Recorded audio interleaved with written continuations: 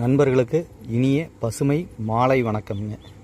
பார்த்திங்கன்னா நம்ம இயற்கை முறை விவசாயம் ஒரு 15 ஆண்டு காலமாக செஞ்சிட்ருக்குறோம். அதில் பார்த்திங்கன்னா நம்ம எல்லாத்துக்கும் நஞ்சில்லாத உணவு கொடுக்கணும் அப்படிங்கிற ஒரே நோக்கத்தில் நம்ம சீரும் சிறப்புமாக செஞ்சிட்ருக்குறோம். ஏன்னா நோயற்ற வாழ்வே குறைவற்ற செல்வம் அப்படிங்கிறத நம்ம முன்னெடுத்து நோய் நொடி இல்லாமல் இருந்தால் தான் மற்ற எல்லா செல்வங்களும் நமக்கு கிடைக்கும். இல்லைன்னா நோய் வந்துருச்சுன்னா எந்த செல்வமும் இருக்காது அப்படிங்கிற இதில் தான் இப்போ நம்ம பயணிச்சிட்ருக்குறோங்க. அதனால் இப்போ நம்ம வெங்காய ஊனி இன்றைக்கி 3வது நாள் உயிர் தண்ணி கங்கு தண்ணின்னு சொல்லுவோம் இல்லைங்களா, அந்த 3வது நாள் கட்டக்கூடிய உயிர் தண்ணி இன்றைக்கி கட்டியாச்சுங்க. இப்போ பார்த்திங்கன்னா 90 நாள் ஆன வெங்காயத்தை ஊனோம்னா 3வது நாளே முளைப்பு திறன் நல்லா வந்துருங்க. அதே மாதிரி பார்த்திங்கன்னா இப்போ எல்லாமே முளைப்பு திறன் வந்துருச்சுங்க. எல்லாமே உங்களுக்கு தெரியும், எல்லா இடத்துலையுமே முளைப்புத்திறன் 3வது நாளே வந்துருச்சுங்க. இதுக்கு நம்ம என்னென்ன இடுபொருள் கொடுக்குறோம் என்னங்கிறத நம்ம தொடர்ச்சியாக நம்ம வீடியோவில் பதிவு போடுறோங்க.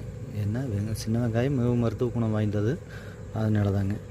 என்ன இது தெரியாமல் இன்றைக்கி எல்லோரும் என்னென்னமோ ரசாயன உரங்களை எல்லாம் கொடுத்து சீக்கிரம் விளைச்சல் எடுக்கணும், நல்லா வருமானம் பார்க்கணும், நல்லா சம்பாதிக்கணும், நல்லா இருக்கணும் அப்படின்னு அந்த இதில் பண்ணிகிட்ருக்காங்க.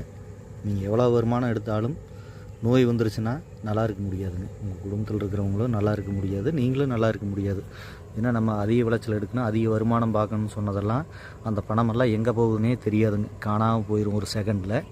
அதனால் முடிஞ்ச வரைக்கும் நம்ம எல்லாருமே இயற்கை விவசாயம் செய்வோங்க. நம்ம தாய்மண் நல்லா இருக்கணும், தாய்மண் நல்லா இருந்தால் நம்ம நல்லா இருப்போம் அப்படிங்கிற உறுதிமொழியோடு நம்ம எல்லாத்துக்கும் நஞ்சில்லாத உணவு உற்பத்தி பண்ணி கொடுப்போங்க. அதனால் முடிஞ்ச வரைக்கும் அவங்கவுங்க தேவைக்காவது முதல்ல இயற்கை விவசாயம் செய்யுங்க. விவசாயிகளுக்கு நான் சொல்கிற வேண்டுகோளே அதுதாங்க.